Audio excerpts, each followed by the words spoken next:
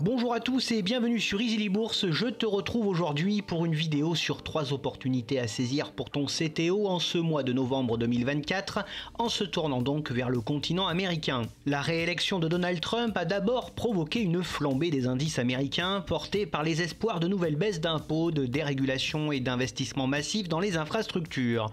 Cependant, cette euphorie a vite laissé place à une correction marquée.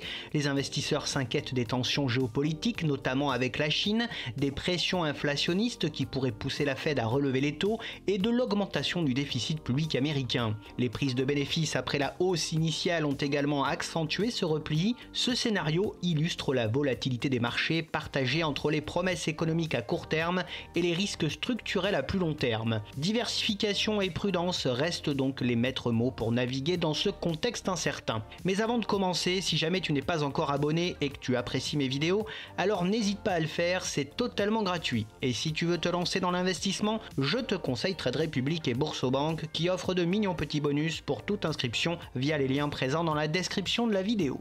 Voyons maintenant ensemble, comme promis, les 3 opportunités US que j'ai décidé de te proposer en ce mois de novembre 2024.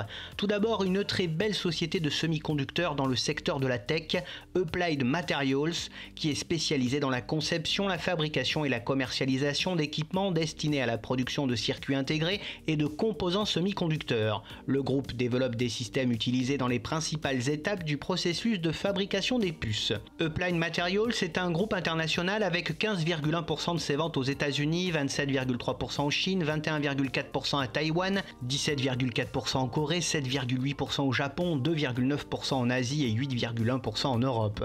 Ses activités se ventilent entre industrie des semi-conducteurs pour 77,2% de son chiffre d'affaires, l'industrie des écrans plats pour 3,3% et les autres activités comme les industries photovoltaïques et électroniques avec 19,5% de son chiffre d'affaires. Avec un chiffre d'affaires justement en croissance de 27,1 milliards de dollars en 2024, ce groupe présent dans plus de 24 pays sert 19 600 clients. Il dépense 3,1 milliards de dollars d'investissement en recherche et développement et emploie plus de 34 000 collaborateurs. En ce qui concerne ses fondamentaux, son résultat d'exploitation est en hausse et ne cesse de progresser. Il devrait continuer de croître en 2025. Sa rentabilité, certes en baisse, est excellente et voisine de 40,6% en 2024. Elle devrait diminuer lors des prochains exercices autour des 6 à 37%. Ses marges voisines des 29% sont élevées et légèrement en hausse en 2024. Elles semblent poursuivre leur ascension en 2025. Son free cash flow est très confortable en 2024. Avec 7,5 milliards de dollars, le groupe peut envisager sereinement de nouvelles acquisitions. Sa trésorerie est également colossale et voisine de 3 milliards de dollars. Cette manne financière devrait encore progresser ces prochaines années. Concernant sa droite de régression, nous observons que le titre évolue en ce moment légèrement au-dessus de sa valeur théorique. Si l'on compare le cours de Applied Materials avec l'indice S&P 500, l'on constate que celui-ci surperforme nettement l'indice depuis plus de 4 ans. Applied Materials reverse un petit dividende qui est très faible. Son rendement est d'à peine 0,86% au cours actuel. Il est reversé 4 fois par an depuis plus de 19 ans sans interruption, avec une croissance de 12% par an au cours de ces 5 dernières années. Après avoir vu ses fondamentaux, quels sont alors les avantages de ce groupe? Applied Materials joue un rôle vital dans l'évolution de l'industrie électronique. C'est un acteur majeur du monde des semi-conducteurs et un leader mondial des solutions d'ingénierie des matériaux utilisées pour produire pratiquement toutes les nouvelles puces et les écrans avancés. Le groupe bénéficie aussi pleinement de l'engouement pour les puces alimentées par l'intelligence artificielle. Mais quelles sont donc les faiblesses de ce groupe? En revanche, Applied Materials évolue dans un secteur très cyclique, très dépendant de la situation économique du moment et de la demande de ses clients. Le groupe est également victime des restrictions américaines quant aux exportations de puces vers la Chine. Concernant Applied Materials, j'ai une opinion extrêmement positive sur cette entreprise. Cela reste selon moi une référence dans le secteur des semi-conducteurs de niveau mondial. Son bilan financier est excellent et sa très belle profitabilité et sa trésorerie stratosphérique en font un excellent choix dans un bon CTO.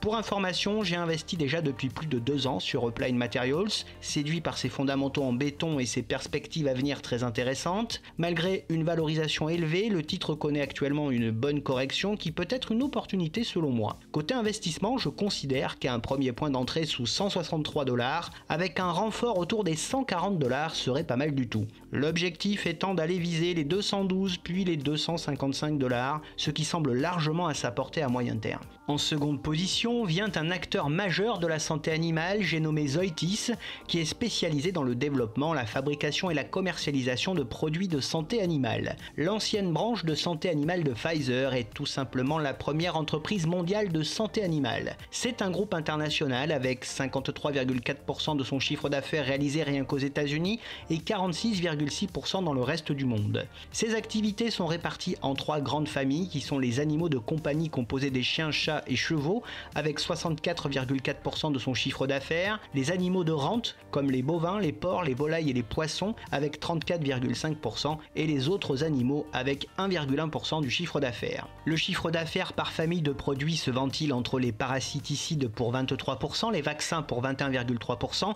les produits dermatologiques pour 16,4%, les anti-infectieux pour 13,4%, les additifs alimentaires médicaux pour 4,5%, les produits de diagnostic pour 4,4% et les autres produits avec 17%. Avec un chiffre d'affaires en hausse régulière et atteignant les 8,5 milliards de dollars en 2023, l'entreprise emploie plus de 14 100 employés. Fort de ses 70 ans d'expérience, Zoetis est présent dans 100 pays avec 24 sites de production et 300 lignes de produits. Côté chiffres, son résultat d'exploitation est en hausse en 2023 et devrait poursuivre sa hausse sur l'exercice 2024.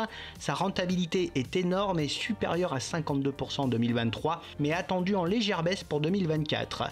Ses marges sont également alléchantes et en hausse avec près de 38% en 2023 et 38 à 39% attendus pour 2024. Son free cash flow est très confortable et ne cesse de progresser au fil du temps. Il se situe autour de 1,6 milliard de dollars. Son endettement est par contre important mais reste parfaitement gérable par le groupe, il devrait baisser progressivement. Concernant sa droite de régression, nous observons que le titre évolue depuis 2 ans en dessous de sa valeur théorique et si l'on compare le cours de Zoetis avec l'indice S&P 500, l'on constate que celui-ci sous-performe nettement l'indice depuis quelques mois. Zoetis reverse un petit dividende qui est très fiable, son rendement est d'à peine 0,99% au cours actuel, il est reversé 4 fois par an depuis plus de 11 ans sans interruption, avec une croissance de 24% par an au cours de ces 5 dernières années. Mais quels sont donc les atouts de ce groupe?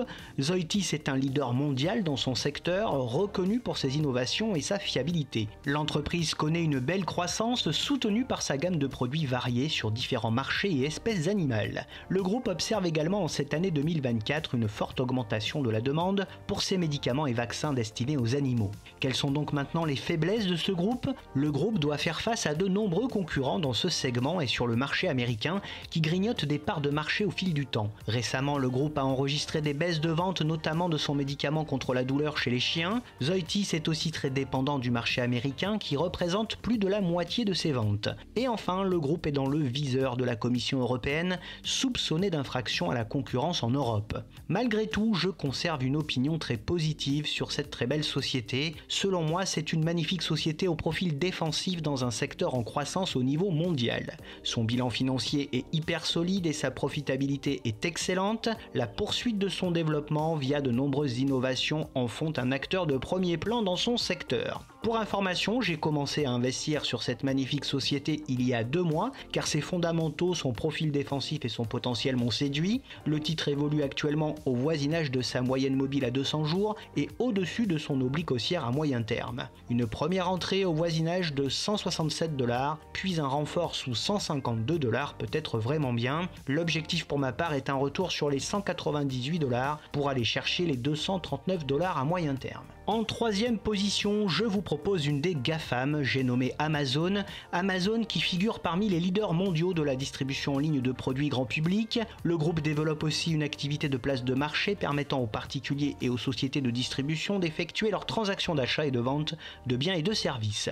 Son activité s'organise autour de 3 familles de produits et services qui sont les produits électroniques et informatiques, les produits culturels et tout le reste, notamment les services de développement d'interface, de cloud et d'applications internet. Internet. Son chiffre d'affaires par source de revenus se ventile de la façon suivante: les ventes de services avec 55,5% de ses revenus et les produits avec 44,5%. Le groupe est international et connu dans le monde entier avec 68,8% de son chiffre d'affaires aux États-Unis, 6,5% en Allemagne, 5,9% au Royaume-Uni, 4,5% au Japon et 14,3% de son CA dans le reste du monde. Avec un chiffre d'affaires colossal de 574 milliards de dollars en 2023 multiplié par 1,5 en 4 ans et attendu en forte hausse en 2024, c'est le numéro 1 au monde de l'e-commerce avec 12 millions de produits vendus et 175 centres de distribution dans le monde.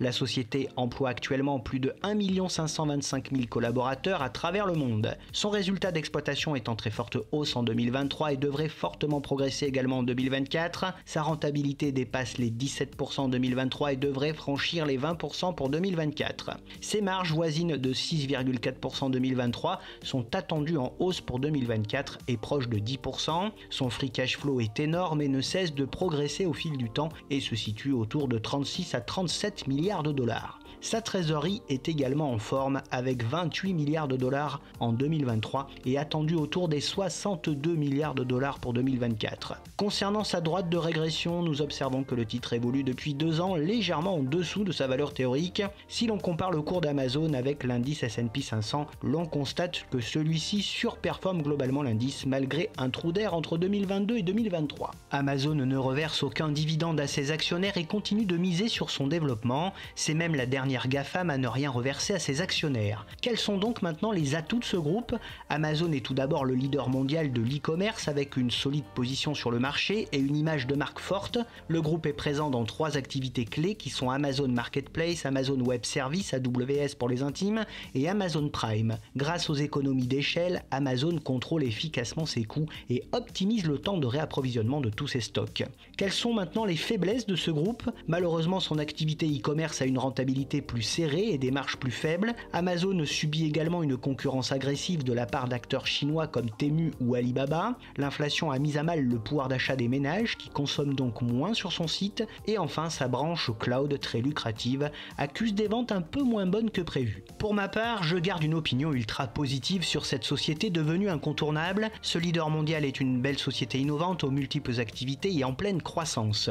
Son bilan financier et sa profitabilité sont en remarquable progression après une année 2022 compliquée. La société poursuit son développement avec de très bonnes perspectives attendues. Pour information, j'ai récemment ouvert une position sur cette très belle valeur d'avenir. Même si sa valorisation peut paraître un peu élevée compte tenu de la taille de son bilan, ce n'est rien comparé à ce que le titre pourrait offrir à moyen terme. Une entrée au voisinage des 187 puis des 169 $ serait une très belle opportunité. Le premier objectif raisonnable se situe vers 225 puis 260 $.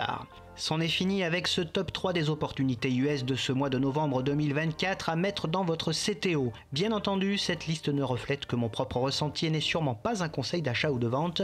Je n'encourage donc personne à investir dans ces titres sans avoir étudié de près leurs fondamentaux. Bref, n'oublie pas de liker la vidéo si elle t'a plu, à t'abonner à la chaîne et à activer la cloche des notifications pour te tenir au courant dès la sortie de mes prochaines vidéos. Tu peux dès à présent retrouver sur la chaîne les analyses de bon nombre de sociétés et pour te tenir au courant de toutes les dernières nouveautés de mes investissements, tu peux également me retrouver sur Facebook, Twitter, Instagram et sur le site Morning. Je te retrouve avec plaisir la semaine prochaine pour de nouvelles analyses et n'oublie pas en attendant qu'investir, c'est préparer ton avenir.